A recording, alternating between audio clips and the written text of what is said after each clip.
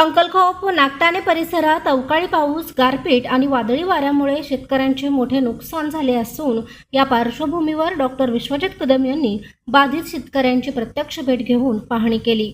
अंकलखोप येथील शेतकरी राहुल बिरनाळे यांच्या केळी बागेचे तसेच नागठाणे येथील प्रमोद पाटील आणि दिलीप कुलकर्णी यांच्या द्राक्ष बागांचे मोठ्या प्रमाणावर नुकसान झाले आहे।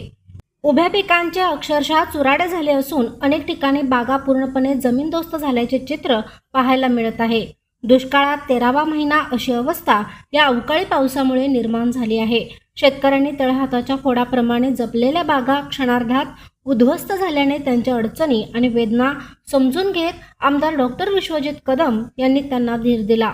यावेळी त्यांनी सांगितले की शेतकऱ्यांनी खचून न जाता खंबीरपणे उभे राहावे, शासनाकडून आवश्यक ती मदत मिळवून देण्यासाठी आपण प्रयत्नशील राहू अशी ग्वाही त्यांनी दिली।